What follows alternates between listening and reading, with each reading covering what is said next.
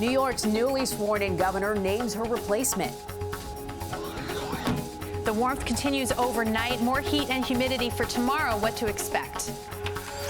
And New York Live with the new take on tiered dresses.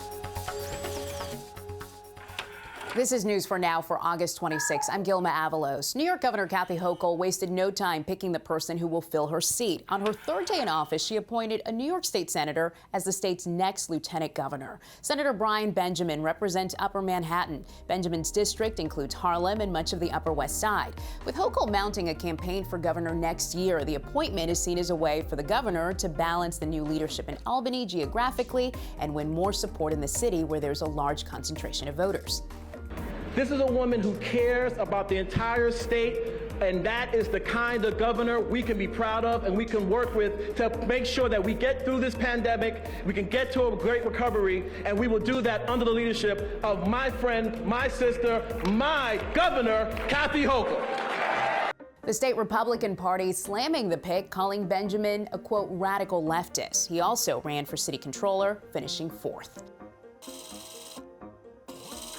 On Staten Island, there's a search for two masked gunmen who fired shots into a hair salon, striking two customers, including a teenager. Surveillance video shows the suspects firing bullets through the glass of a hair salon on Victory Boulevard in Tompkinsville. Around 4 p.m. Wednesday, a 35-year-old woman was shot twice in the lower body and a 17-year-old girl was grazed in the head before the suspects ran off. Both victims were taken to a hospital and are expected to survive. It's not clear if this was a random shooting or if the victims were the intended targets. There's controversy swirling over the NYPD's decision to give new recruits guns that are easier to fire. The department says the recruits had better accuracy with a trigger that requires less force to pull. Some critics say, though, the decision is a mistake, and they worry the new guns will lead to more police shootings. But the department insists that better accuracy means fewer bullets fired and fewer missed shots. Suffolk County recently moved to a lighter trigger pull. We're getting more proof of just how effective the COVID vaccine is. Mayor de Blasio says unvaccinated people account for 96.9% of COVID hospitalizations. That's compared to less than 1% of vaccinated New Yorkers who have tested positive for the virus, also known as breakthrough cases. Makes clear that vaccines continue to be extremely effective. Not just effective, extremely effective. Mayor de Blasio says more than 100,000 New Yorkers have gotten the vaccine since the city started paying people $100 to get the shot. In New Jersey, more than 1,000 people are now in the hospital with COVID. That is the first time it's been that high since May 11th. Governor Murphy is urging people to get the vaccine if they haven't done so already, saying, quote, "We've come too far to go backward." It seems like humans and bears just can't seem to stay out of each other's ways these days. Check out this video from Connecticut. Holy crap!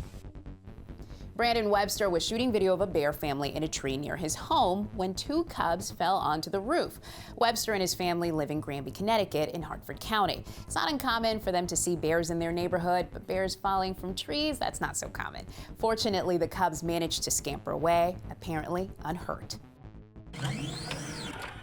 When you're 140 years old, you're probably due for a makeover, even if it costs nearly $1.5 million. Starting September 20th, the Lucy the Elephant statue in Margate, New Jersey will be closed so that she can have her metal skin replaced. The architects who examined Lucy say more than 50% of her skin has degraded beyond repair. Lucy was built in 1881. She's been at her current location since 1970, and she's listed as a National Historic Landmark. We're told much of the project's funding will come from a grant from the New Jersey Historic Trust. Hi there, I'm Storm Team 4 meteorologist Maria LaRosa. Another brutally hot day followed by an equally stuffy evening. That humidity not going anywhere, and we hang on to that heat. In fact, mid and upper 80s through the dinner hour, and temperatures only slowly falling off, still near 80 degrees after midnight, back into the 70s tonight. But there is still that potential heat index, that when you that combination when you combine the air temperature and that humidity, feeling like the mid and upper 90s even around the dinner time, When the sun goes down, only helping just a little bit, that heat index into the 80s. So starting off tomorrow, very warm, very humid, only a light wind about 5 to 10 miles per hour, 76 degrees. Another day where we'll likely see those heat index values in the mid and upper 90s and the chance for a few showers and storms. Time is running out to pull out those cute summer looks. New York Live with the tips on how to glam up a tiered dress. Sherelle, tell me, what exactly is the tiered trend? The tiered trend is all about that layered look. So having breaks in between fabric and sort of elongating sort of how you look in an outfit. So talk to me about this first look. So this first look is Lily Pulitzer in this amazing maxi dress. We've added this, of course, a little shimmer with the sequins, Nicole Miller moto jacket. It's absolutely fabulous. And then we've got these Californian footwear shoes, really feminine, really fun, but just gives you a little length with this maxi dress. This dress is already fun on its own, but adding that movement with the sequins and the sparkle just gives it that extra shine. Really, look at me now. Okay, so for look 2, you're infusing the tie-dye, which I absolutely love, so tell me more. So total love. The company is called Buddy Love. You can get it off their website. It is cotton candy is this tie-dye like pattern. We've topped it off with an Old Navy jean jacket. So super simple, but sort of brings it together. And then we've added these wedge shoes from White Mountain. They actually tie this entire outfit together, and you can wear this out having fun or maybe cocktails with a friend.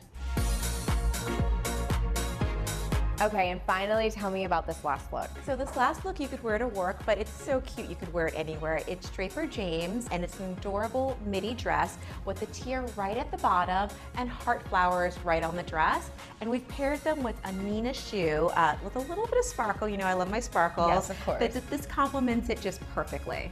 And you know what, I love how all of these looks look like you have to go outside and just like get caught in the wind for a model moment. Exactly. So pretty. So if we want to find more of your fashion advice, where can we go? You can always find me on Instagram at Sherelle Star or thatstarlife.com. Awesome, thanks Sherelle.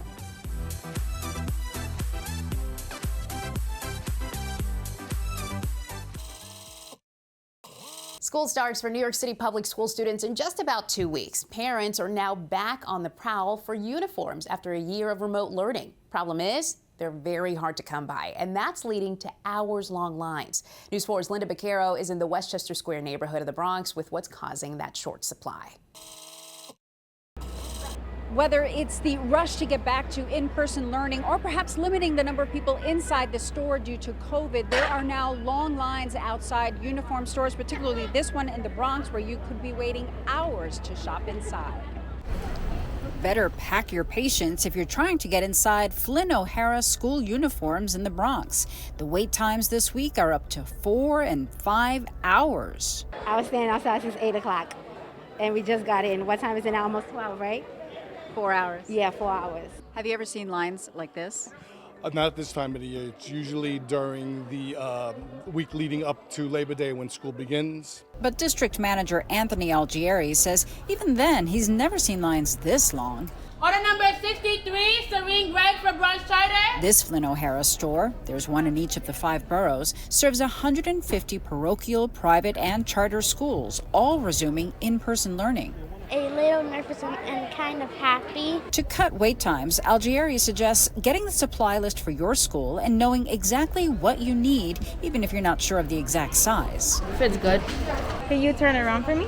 Okay, perfect. No, the measuring part of it goes pretty quick. It's just that a lot is what they want to purchase. They're not sure. And if you want to skip the line and shop for uniforms online? Yeah, the problem with that is, though, it's a 21-day backlog.